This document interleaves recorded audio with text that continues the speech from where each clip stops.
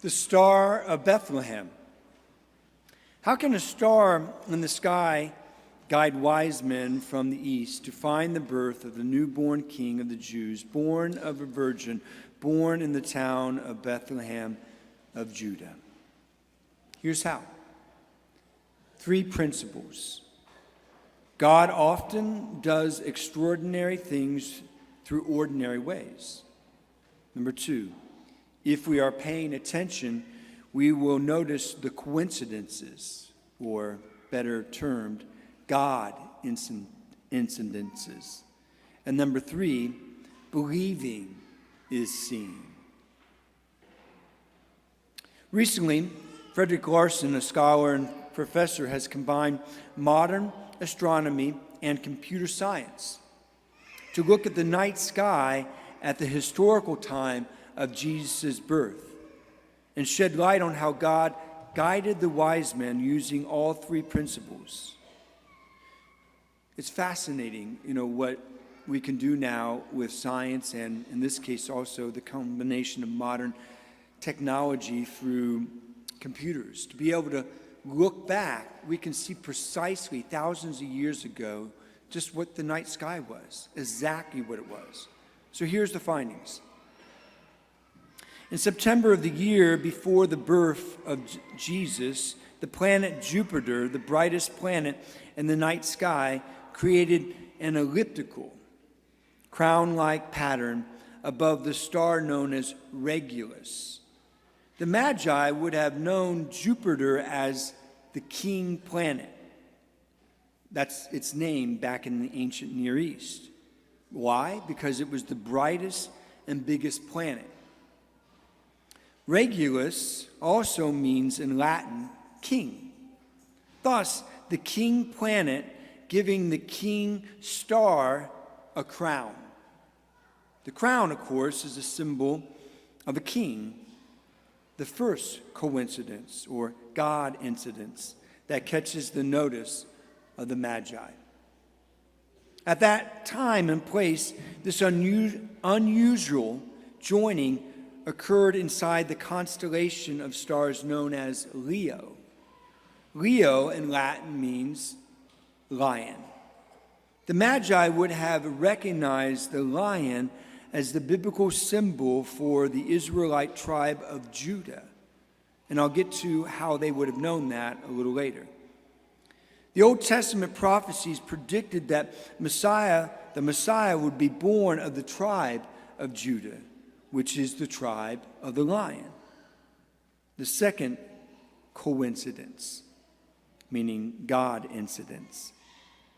Also at that time, the constellation that rose in the east after Leo was Virgo. Virgo in Latin means virgin. Right at the feet of the constellation at that particular time was the new crescent moon, or what was known back then by the ancients as the birthing moon. Another Old Testament prophecy, as you know, predicted that the Messiah would be born of a virgin. Coincidence, meaning God incidence, number 3. Now, I could go on with all these things, but I'll stop there and say this.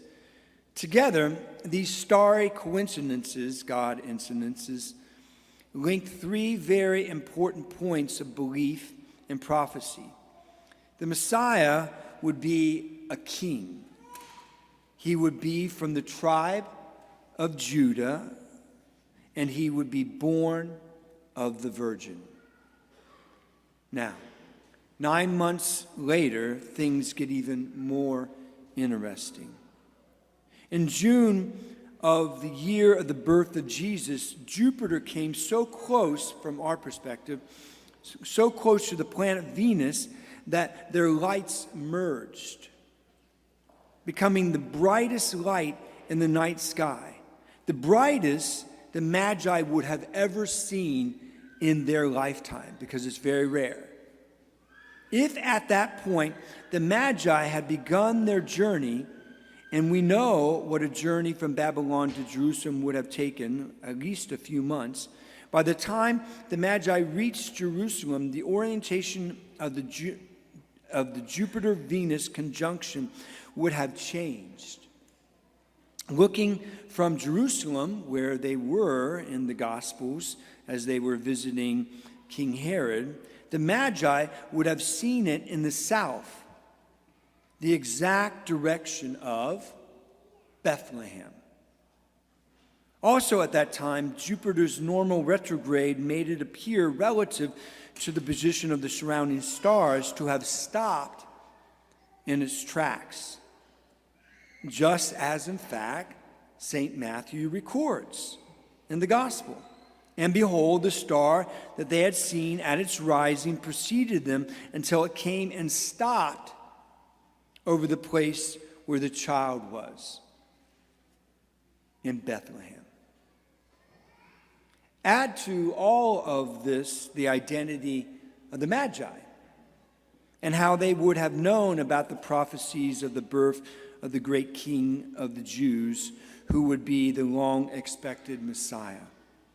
Magi were pagans, but they were proto-scientists. They didn't know the scientific method that came in our time, but they were observers, which is the first step in the scientific method. And then they looked for things that were normal, meaning routine, that happened over and over again. So they looked at the natural world. They were philosophers. They were men of religious faith who were like professors and scholars, only not in universities, which did not exist at the time, but employed by the kings to give them advice and guidance. Thus, they were magi, wise men. One of the most famous schools of magi was the one in Babylon, called the Chaldean School. In archaeology, we have, in the 20th century, unearthed that school and all of its documentation. It got started almost 600 years before the birth of Christ, in the time around Daniel. The Jewish prophet Daniel was forced into the school of the Magi to advise the Babylonian king. He became, we are told in the book of Daniel, very influential in the court of the king. Plus, he maintained his Jewish faith and taught it to others. All this we know from the book of Daniel. Furthermore, he had visions of the future coming of the Jewish Messiah king, would not only be a man, but would come with God-like qualities. It is reasonable to believe, therefore, the beliefs and prophecies of the Jews would have been passed down through the generations in the school of the Magi in Babylon, all the way to the time of the birth of Jesus. Prophecies like the one from the Old Testament, Micah, chapter 5, verse 2, where it says, "But you, Bethlehem, least among the clans of Judah, from you shall come forth for me one who is to be the ruler in Israel, whose origin is from of old, from ancient endless times." Okay, combine all this. Believing is seeing. Not seeing is believing. When we limit our ability to understand by just what we see, we limit our ability to understand. God, through revelation, gives us so much more. Therefore, believing helps us to see so much more. The Magi were exposed to the beliefs of the Jews for Daniel and then passed down. This is what enabled them to see. That is, what helped them to know what to look for and how to interpret it. Belief became the main interpretive key for looking at ordinary occurrences like the movement of the earth in conjunction with the planets and the stars, and seeing extraordinary things happening around them.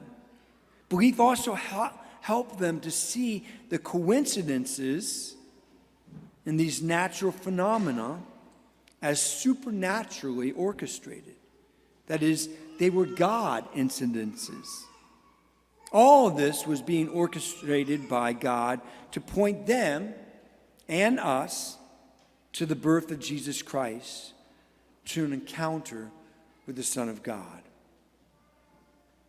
These same three principles for following God still apply today to us. If we want to see God, it helps to first believe in him and actually know what he taught, who he is, and who we are in relationship to him.